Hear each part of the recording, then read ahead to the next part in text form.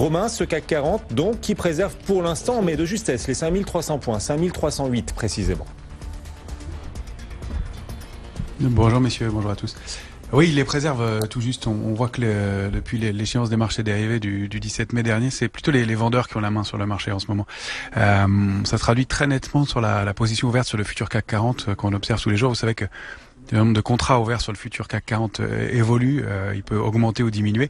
Et là, on constate clairement que dans les mouvements de baisse, le nombre de contrats ouverts augmente. Ça signifie qu'il y a une pression des vendeurs. Et dans les mouvements de hausse, comme hier, il y a une légère hausse de un peu plus de 0,30%. Et bien, le nombre de contrats a diminué. Ça signifie qu'il y a des prises de bénéfices, une diminution de l'intérêt. Enfin, il y a en tout cas pas de pression haussière.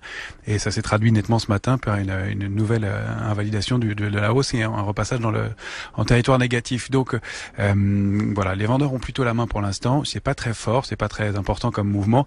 Ça se traduit par des écarts de 8 à 10 000 contrats futurs en plus ou en moins. Donc c'est pas énorme sur une position globale de plus de 400 000 contrats futurs. C'est un peu de trading, un peu de spéculation et pas beaucoup de mains fortes.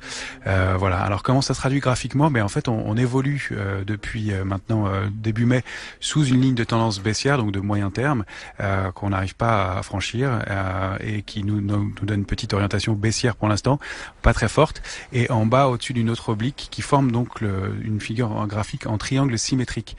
Et ça, c'est assez intéressant puisque ça donne un repère de timing. Ce triangle symétrique, il pointe à début juin, 7 ou 8 juin. Donc il faudrait qu'on sorte de cette figure avant et même bien avant parce que sinon on n'aura pas de force. Donc quand je dis bien avant, c'est si on réussit à franchir les bornes de ce triangle avant la fin de la semaine, on pourrait avoir un peu d'accélération. Au-delà de ça, le mouvement pourrait être un peu mou. Ce triangle, il représente quand même, cette sortie, elle représente quand même un mouvement de 180 points, donc soit à la hausse, soit à la baisse. Statistiquement, les probabilités veulent que ce soit dans le sens de la tendance précédente, donc ce serait haussier. Maintenant, le mouvement qu'on constate avec la prise de main des vendeurs laisse à penser que ça pourrait fausser les statistiques et peut-être sortir par le bas. Alors les bornes pour aujourd'hui, c'était 5319 en haut, 5227 en bas. Vous voyez que le marché est bien technique puisqu'on l'a fait à un point près en haut.